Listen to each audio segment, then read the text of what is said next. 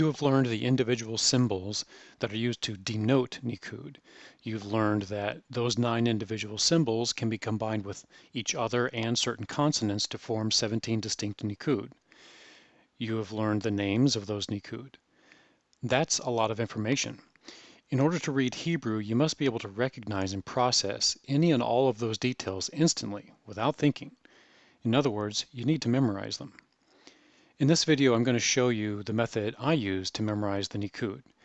Rote memorization, simply repeating something over and over, is a time-tested and proven approach to memorizing. But by itself, rote memorization can be a hard and frustrating experience.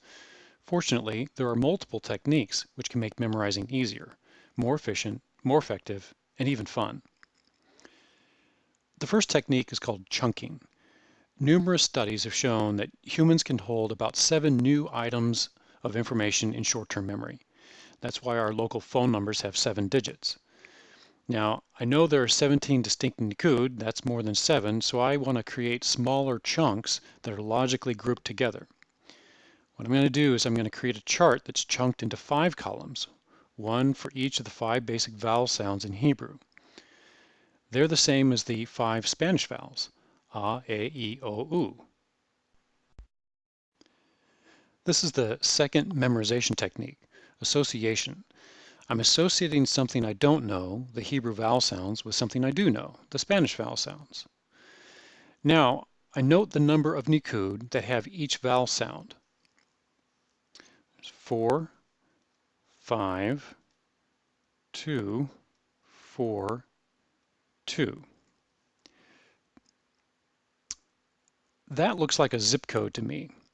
And it turns out that that's the zip code for Cincinnati, Ohio. Interestingly, let's put Cincinnati over here. So this is the zip code for Cincinnati. And interestingly, Cincinnati was co-founded by a surveyor whose name was Israel Ludlow. That's a U, Ludlow. So how about that? Israel founded Cincinnati, whose zip code is the same as the number of nikud for each Hebrew vowel sound. That's the third memorization technique, storytelling. This short but interesting story makes the numbers more memorable. Each vowel sound has a short and a long nikud. So I'm going to divide the chart horizontally with short nikud above the line and long nikud below the line. So here's my line right here, and I'll mark short will go above and long below. For each nikud, I'm going to use an X as a placeholder to show where the consonant is relative to where the nikud goes. So the first nikud is patach. There's my X and there's the patach. Why is the first nikud patach? Well, because you never get a second chance to make a first impression. When you meet someone, if you call them patach, you're making a bad first impression because patach is an insult in Klingon. That's the fourth memorization technique, humor. In this case, if you're a fan of Star Trek, you might have laughed at that reference. If you've never seen Star Trek, you have no idea what I'm talking about, and it wasn't funny, and more to the point, it's totally ineffective as a memorization aid.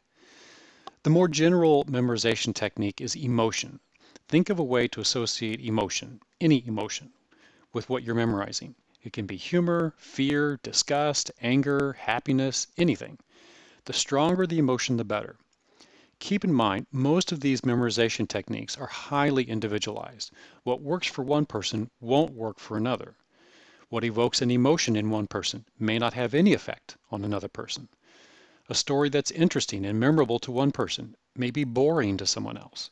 You may or may not be able to use the specific memory aids that others come up with.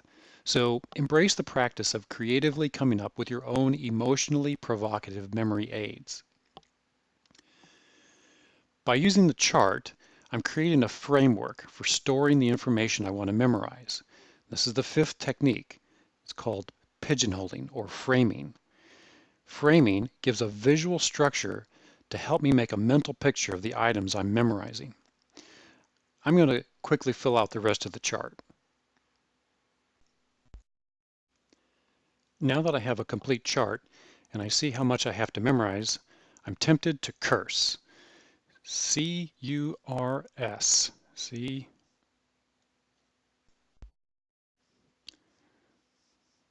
It's C-U-R-S with a lowercase e. What does that stand for? It's an acronym that reminds me that there's a changeable long nikud, unchangeable long nikud, reduced nikud, and short nikud. The reduced nikud are here, here, and here.